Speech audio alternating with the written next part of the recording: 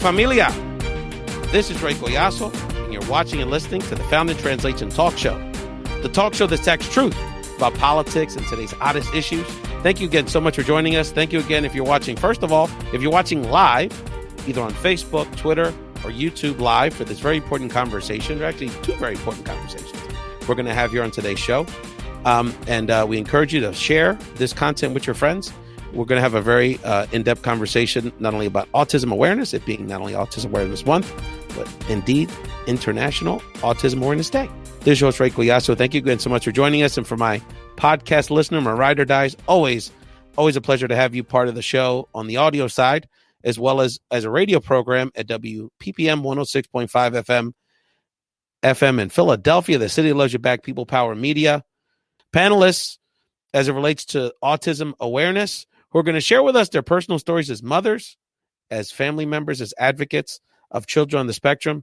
And this is I'm so happy to announce that this theme and this topic is going to be, we're dedicating the rest of the calendar year on the show Found in Translation to this very important topic that permeates and hits really everyone in our community. We have so many children in our family circle and extended network who are on the spectrum, and we want to be there for those children. We want to be there for their caregivers. We want to be there for the loved ones. We want to be there for all of us, so that we can help the children, our loved ones on the spectrum thrive as they develop. And who better to have us a part of this conversation than a member of the family and someone that is a very celebrated executive consultant and someone that actually served in President Obama administration. But most importantly, in this case, is a fierce parent advocate for her autistic children. Teresa Chaurand, welcome to Found in Translation. Thank you. Thank you for having me on. I'm really excited to talk about this evening. Yes, and yet another member of the kingdom. Of course, I'm referring to not a religious context. We're having fun. This is Kansas City Chiefs Nation is always represented very well on the show. So, that's right. Of course, the Chaurand family are cousins of mine, of course, out from the Kansas City area. We got a lot of love for Enrique and your whole clan out there and our friends out in Kansas City. Teresa, how are you doing this evening? I'm doing well. Thank you. We're all kind of hunkered down and doing the best we can to support one another and be responsible given everything that's going on and, trying to maintain our sanity. So it's a lot of balls in the air, but we're doing good. Well, when you and I think you're the first person I had this conversation with. As it related to, this is something I was thinking about, and we had a brief conversation related to what you thought the elements were of kind of dedicating programming, not just today, which is obvious, not just throughout the month of April, but we're going to have segments throughout the year on how to support our loved ones that are on the spectrum and also the caregivers of because that is a huge issue, especially now. And we're going to get into this in a little bit around, in this even more challenging COVID-19 season, which creates potentially more isolation. So we had a great conversation. And after I spoke to you, I said, you know what? We could have a doctor on here, and we will. We'll have formal educators and doctors and experts and people that are actually on the spectrum on the show to discuss these issues. But I thought it would be very appropriate that we started with mothers and started with parents. So can you share a little bit with our Found in Translation community, your story and the story of your children and how you got that brought you to being part of the autism advocate community? Sure, absolutely. So I have twins. My husband and I have twins, a boy and a girl, that are on the spectrum. They are going to be turning 17 this summer. And I will say, if you go back in time and you think 17 years ago, a lot has changed since that point. One of the biggest points is that autism awareness was kind of coming into focus, I would say. I think, for my husband and myself, we were learning day by day. It was further amplified by the fact that our twins were born really early. They were born at 27 weeks, which was a blessing and a miracle that they have lived through that and survived and thrived. But for the first couple of years, we weren't sure if we were dealing with the results of them being so premature when they were born, or if it was because, we didn't actually know at the time. Because they had told us, there's going to be delays with their speech, with their development. It could be a lot of things. So we were, in some ways prepared for anything. And the diagnosis of autism really wasn't even the first thing on my mind. It was, at the time, let's get them healthy. Let's get them up to speed. Let's make sure that they're doing well and trying to get them up where they should be. So that was kind of, it's when you put it in perspective that 17 years ago, we were still learning quite a bit. Fast forward, it's been a day-to-day learning for all of us, between our doctors telling us, oh, it could be this, that, or the other, or maybe, they are going to turn the corner and things are going to change for them. And I think from the onset, my husband and I, Enrique, realized we have to be their advocate, not only with doctors, but with schools, with community, with not so much family, because family, I guess I shouldn't assume it, but luckily we're in an environment, our family is so embracing. It was never, they were always helping them to be a part of that environment, to help them celebrate their successes. And so we were very fortunate in that regard. But again, fast forward 17 years, we've learned a tremendous amount in terms of being that advocate for them through all these aspects in their development. Teresa, I want to ask you about kind of giving some tips to parents, because there's parents that you're on one part of this journey, and you've gone through several of these phases, I would imagine. Yeah. And there's parents now that are dealing, that are in various stages of this and have different concerns. And I know there's going to be a lot of questions. But first, I wanted to do a sound check from my co-host, Sulaih Picorelli. Sulaih, are you there? Teresa, it's so wonderful to meet you. Nice to meet you as well. That's good all the time. I tell you, Sulaih was having some technical issues. She's a pro. She pulled through. Sulaih, I know before we introduce our other parent advocate on Found Translation related to autism and supporting all of our children on the spectrum, Sulaih, I know as a mother and someone that cares about a lot of family members that are impacted by autism, this is a very important conversation for you as well. It really is. For many years, I worked in a school and I saw how families struggled, to get those supports. And, here in Philadelphia, there is a great need for specialized services. And I really consider that the community is really lucky here that there are programs available, that there are schools that are prepared to, house and teach students with, special needs. So I'm really excited about this conversation. Absolutely. And when I put the call out and introduced that Teresa was going to be joining us on Found Translation, someone who's a great friend to the show shared her personal story on Facebook about being the mother of an autistic son. And I thought, you know what? She needs to be part of this conversation. Such a touching advocate in her own right and a great friend to the show. Maryanell Agosto, welcome to Found Translation. Thank you. Thank you for having me. So let's just start there. You heard Teresa's story. Maryanell, why don't we start there with your story about you and your son? So I think, Teresa's story and I kind of go hand in hand. My son started displaying symptoms of autism, like around 18 months. And I remember calling my mom and just telling her, hey, he's not talking, he's not developing at the same speed my daughter was at his age. And I remember my mom vividly saying, oh, he's a boy. Boys are slower than girls. Once he turns 2, he'll call you mommy. He'll start doing all these things. Well, 2 came and went, and it wasn't happening. So to me, that was my cue. And along with, some awareness of my son's inability of doing certain things and meeting milestones, there was denial. So I would kind of sort of break down some of the symptoms that he was presenting. And I would then just go to a specialist. So for the TPTO, I would go to a neurologist, a pediatrician, and the doctors kindly were redirecting me to the developmental side of things. Like, you need to go and see a developmental specialist. So it came to the point where I was like, all right, well, let's just figure this out and give this a try. And I was in Pennsylvania. I've been in Pennsylvania for the last 14 years. What a lot of people don't know about developmental pediatricians is that it's not a typical, well checkup appointment. You have to, fill out a packet that's this thick.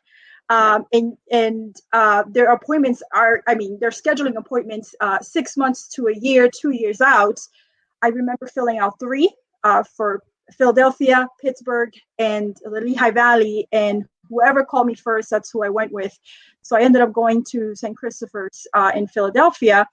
And my son was 2.5 when he was diagnosed. And we continue to go to St. Christopher's for the next, I would say, 7 to 8 years before the Lehigh Valley had some openings. And then we transitioned, and we've been going to Dr. Straka in Bethlehem for the last 2 years. And so, yeah, that's my story. Maryanell, one of the things that you put, and I'd like to get Teresa's thoughts on this as well, is that one of the tips that you put in your very thorough Facebook post yesterday was this concept of the importance of understanding how to engage the medical community as it relates to your son. Can you speak a little bit about that? And Teresa, I'd like to hear your thoughts on that as well, because there's sort of, I think a lot of times families, members, and loved ones that aren't as aware of the dynamics of the spectrum and autism in general, try to approach it from a medical perspective. And there's a lot of different ways there's a lot of different elements of treatment or support for our children. Absolutely. So in my case, because as Teresa was saying, she and her husband were learning as they were going along. Well, so was I. So the way that I utilized the medical community was very simple. Anytime I had an appointment, I was bringing a family member with. My family took off from work. We would go to Philadelphia. And the doctors were kind enough to sit with us and actually have conversations about what autism was and how can they be supportive.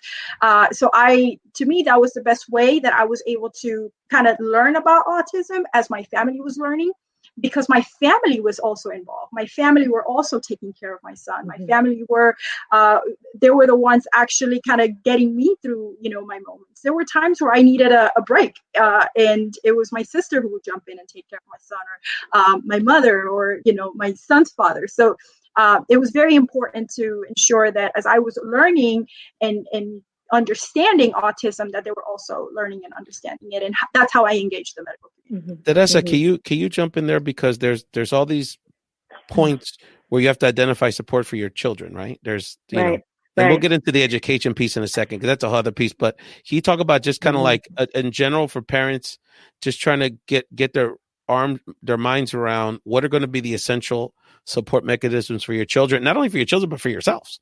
Right. So just can you talk a little bit about that and how you learned how to tap into those resources over the years? So I will say the most important thing to remember here is there's not an actual diagnosis. There's not a test, like Maryanell was saying. It's like, it's not like they can go, okay, X, Y, and Z, this is what it is. It's very much based on behavior and patterns and things that they're seeing. Okay, if they're not speaking, there's a wide variety of things that they look at. For my daughter, some of it was her muscle tone, Absolutely. So I think what Teresa was trying to say is that each kid displays certain behaviors or certain things that are unique, but they also comprise, a symptom or a presentation of an autistic trait. For my son, it was the tiptoe walking, the repetitive behaviors. For Teresa, the low tone muscle, where they just can't, for some reason, they just can't feel things in the same way that we do. For instance, with my son, he won't if he were to put his finger on a lit candle, his response is not going to be as quick as as a typical or neurotypical kid. So I think that's what Teresa was alluding to. It's not just 1, 2, 3. Your son or your daughter has autism. It's a very thorough evaluation where they ask, from how was your labor? What was your diet during your pregnancy? Did anything abnormal happen during that time?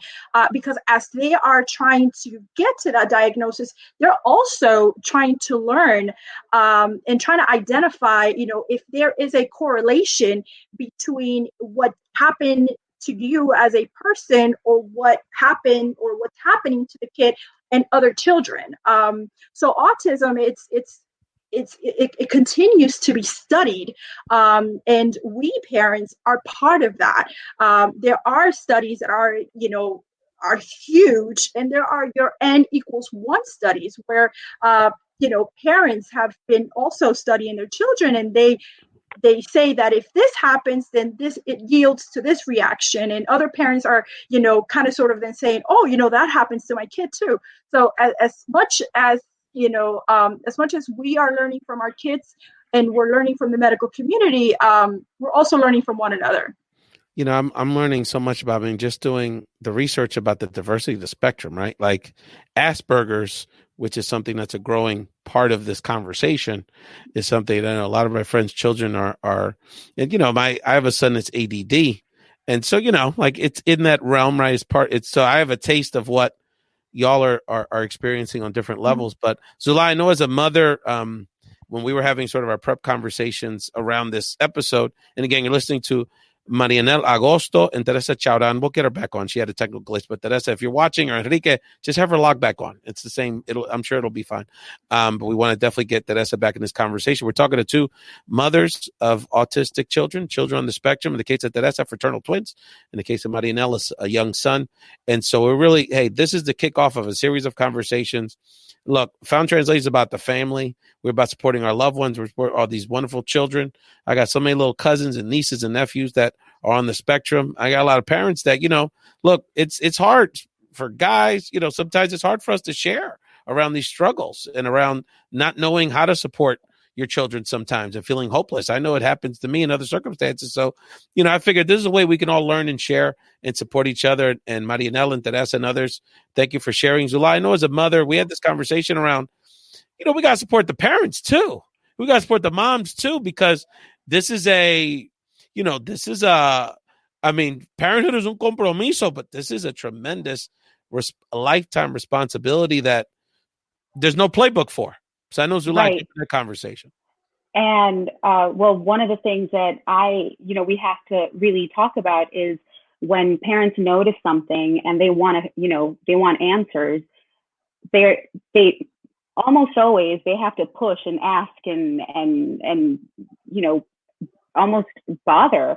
And not that you're being a bother, but that's how much you have to push for anyone in the medical field to take you seriously about something. It's like, listen, I live with my child. I know my child. Just, let's do something about this. Oh, it's just kids. It's just, growing up, or whatever they want to say. So I have to commend the parents for pushing as hard as they do and advocating as hard as they do for their children, because if we're not going to do it, no one else out there is going to.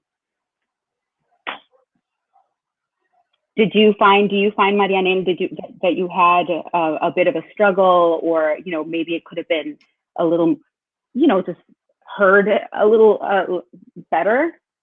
To be honest with you, the medical community has been extremely supportive. Typically, when I go to one of the appointments, I have my list of questions. These right. appointments can, depending on the presentation of your child, these appointments can be done every 6 months, every 3 months, or once a year. So I go ready. Typically, the medical community hasn't been an issue. I have a few things that I would want to say about IEPs and the educational community. Why don't we jump in there, Teresa? Why don't you mind? And thank you for getting back on these technical glitches. Everyone's we're juicing the Wi-Fi system in this country more than ever before for COVID-19. So, one of my sons is like, our internet's unstable on my iPad. I'm in the middle of it crashes. I'm like, you know what? These are these are first world problems, my man. Get used to it. So Teresa, can you jump in that conversation, because the education piece, and now it's getting exacerbated with COVID, right? But in general, can you talk about this, because you talk about something that's evolved in the last 10, 15 years. I would imagine when your children were babies, Teresa, the education system had very little resources, and we've moved along, but it's still a case by case basis, school district by school district, school by school situation. Can you talk about some basics around the path for people as they help their children navigate through their education stuff? Sure. I think what you were just commenting about, each district is very different. I think resources really vary based on where you are. You mentioned at the top of the show, we're Kansas Cityans, and that's where we started when we were with the kids. And so after their it started to sink in with us after the pediatrician said, I think this is what we're looking at. Then we kind of switched over to, okay, so what is the support that we can start to provide them? Because whether or not you have a diagnosis, you know that you need to help your child in some way, shape, or form. If it's speech, if it's physical therapy, if it's occupational therapy, you know that something needs to be done. And so we were able to partner with a hospital that said, we have this other therapy group that will allow you to get some services early on. Then they recommended that we reach out to the school district, because even prior to pre-K or pre-K for all or Head Start, they do have some intervention programs that you can participate in, even if it's you're taking your child like once or twice a week for these different services, because they're trying to at least engage with your child before they're trying to integrate into some kind of school system. And I'll be honest with you, like I won't mention, but some school districts are better at it than others, but at least as a parent, you learn to ask questions, you know where you can lean in, and that information can transfer with you wherever you go. So we tried Montessori schools because we had received some advice that said, giving them this kind of broader environment to learn and learn at their pace. For one of my children, that was great. The other one was like running in the halls, and I was like, this is not working. So it was a little bit of trial and error, but it was a lot of asking questions. By the time they were in elementary school, they were on a very specific IEP that had all of those services. Now, one of the things that we were challenged with is we had a principal, as nice as he was more concerned about his test scores and was making recommendations that we put one of our twins into. You see the Puerto Ricans are nodding their heads because we've gone through this. Because the dirty little secret, look, my son's ADD, but the dirty little secret about schools and school systems is that, well, part that piece, right? Testing, but it's all about you, while you're legally, and you brought this up on your Facebook with Maryanell about the IEPs, right? Legally, they have the resources to do the support for your children, but it's a budgetary question, because if they utilize those resources for your kid, that's less money they got for other things. So you constantly, even in the best case scenario, you have to advocate for your kids. You do. You absolutely do. And I think with my daughter, Lucia, she's the best way I can describe her is, even without her diagnosis, she's a very shy person. She is. And so it's even more amplified. And I think if you don't have someone that's engaging and really reaching out to your child, they can just kind of like fade into the background. And we were just not going to allow that to happen. And so we really advocated and said, if we put her in an environment where she is amongst peers that are not challenging her at least a little bit, she's going to take steps backwards. And so we pushed really, really hard and said, no, this is not going to happen. That we want this. I will tell you, we had an amazing group of teachers around the twins, from, the psychologist, from just people that knew them, teachers in the classroom, the paras, speech therapists, you name it. And finally, I remember one of the teachers pulling me aside and said, you need to ask for a para. You need to ask, and they're not going to give it to you unless you ask. That's right. And I was like, that is the craziest thing I've heard, but it's true. And it's not just unique to those that are on the spectrum. Somebody may have some other disability or maybe have some other specific need, but school districts, I don't know if it's a legal thing. I don't know if it's a budget thing. I don't understand it. But unless a parent says, no, this is what I'm asking for, and I'm not going to stop asking until I get it, then they'll give it to you. All of a sudden, They have resources. Oh, yeah. And so it's, again, going back to that balance between, look, I want them to thrive. I don't want them to be in an environment where they're so challenged, where they're frustrated, but also don't just like have them sit in a chair and not engage. And so that's been kind of our approach to this, is trying to strike that balance between pushing them just enough to where they're learning and they're expanding, but then, but also that delicate balance of not, I don't want them, saying, I don't know what I'm doing. I'm just feeling like I'm behind. So it's like I said, and that goes back to my day to day. It's like, how are they feeling today? What's going on? How are they doing with their grades? How are they doing in totality? How are they doing with their friendships? How are they doing just kind of moving throughout their day, either if it's in a work program or if it's in the classroom or if it's in the halls? You really just kind of have to take it day to day and understand there isn't one way of doing things. It's what's right for your child. Teresa, we have loved ones throughout that are, various ages. But I know that when talking to my friends that have autistic children, is that, every year and every cycle of their child's development is a new phase for them, right? So right. You're in a certain phase where, they're sort of about to enter adulthood. And I know we have some, especially some that are more, I don't know if severe is the right, but, have for lack of a better term, more severe. They're more affected. They're more affected. And, and so there's concern about, this is a lifetime commitment. Who's going to take care of this? my Right. loved one when I'm gone, I mean, to that point. But, where they're at. So any advice to parents that maybe they have 6, 7-year-olds now thinking about how's it going to be Yeah. like when they're 16, so Right. just thinking about the different stages of support your child is going to need. I'm actually really optimistic. And I think, one of the things you picked up on was an article that I wrote, just in terms of now that they're at that point where they're coming out of the system, in the school system, and thinking about what's next for them, and trying to balance what I think they're capable of as opposed to what's really possible, right? And trying to figure that piece out. I will tell you, just this past week, again, so they were born in August, so they started a year late. We're currently in the Montgomery County School District in Maryland, which is fantastic. They are 17. They can actually stay in the system till they're 21. Their last year and a half or 2 years is really, they kind of graduated as senior, if you will, but it allows them to take classes at a community college. It allows them to do a work program. There's a lot of other opportunities. So it's not just like they're just in school another year. And let me be clear, especially for my son, he's very aware of the fact that I'm almost 18. I'm supposed to be going on college tours. I'm supposed to be graduating. I'm supposed to be doing these things.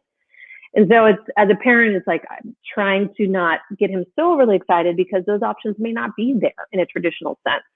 But what we're already talking about now is I'm talking to people that are in this space that help them transition from high school into what will be the next phase of their life. Is it working? What does that look like? And so it's the disability programs that will follow them in for the years to come.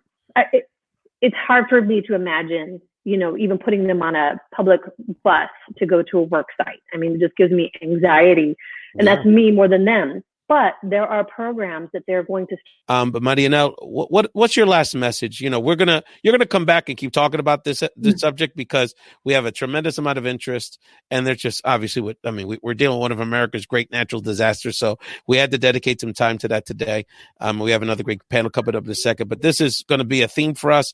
Heck, you probably come back later this month because we're going to keep talking about autism. I don't know if you heard, we announced to be in the show. This is the initiative we're going to have for the rest of the year.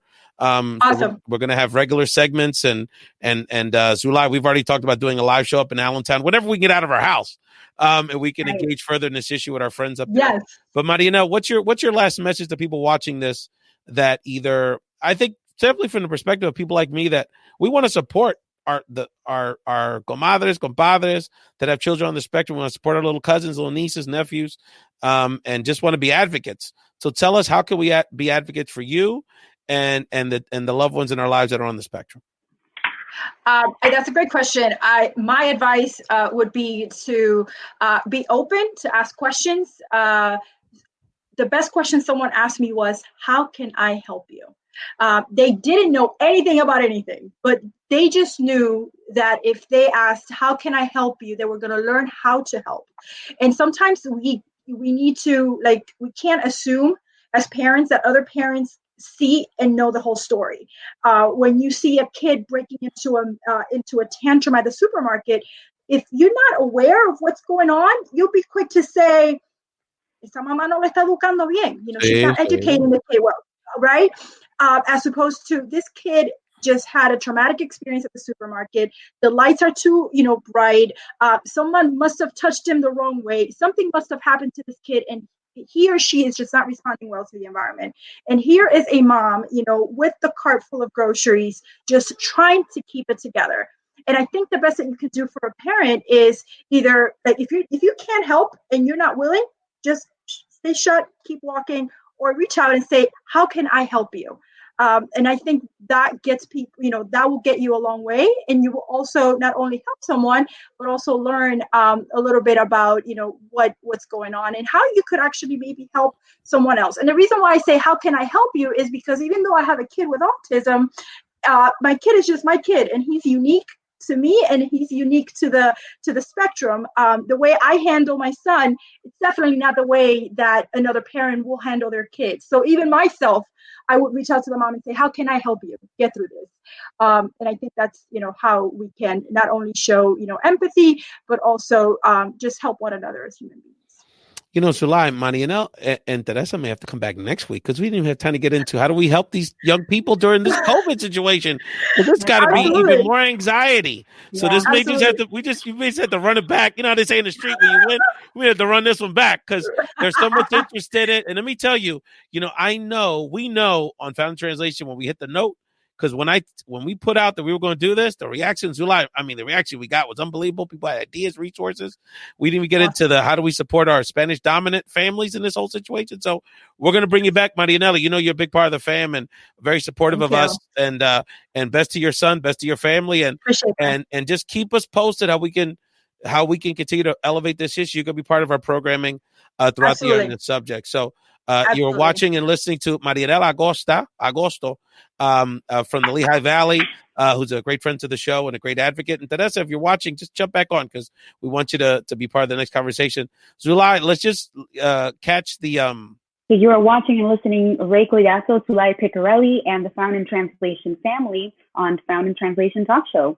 If you're watching live, please leave us your questions or your comments just down below. And thank you so much for participating in our show last week. That was a lot of fun, wasn't it? Oh, no. We had a lot of fun. And, there's just too much to do on this show. And, Sulaih's been reminding us to make sure if you already have it, you got to get on the census thing. And I know, and maybe when we get some time next week, we both shared a very interesting experience for Latinos. The census form is a little funky and sort of brings up race in a very clunky way. So I know that's something people are concerned about. But it's very important that people complete the census. If you already have it now, if you haven't by now, I wanted to give Teresa Chaurand, who's been so gracious with her time this evening, not only as a parent advocate, but someone obviously who's paying very close attention to what's going on with COVID-19. Just to give us, Teresa, your final thoughts, if you wanted to finalize the conversation about autism or just... Sure, thank you. I think on the prior conversation, I think we all decided that there's a lot more to discuss, right? I mean, there's so many layers, and I think there's so many different dynamics at play. And so I'm so thrilled that you're going to continue this conversation. Absolutely. Open it up for people to have the beginning. Dialogue. I mean, there's just so much we have to get into. No.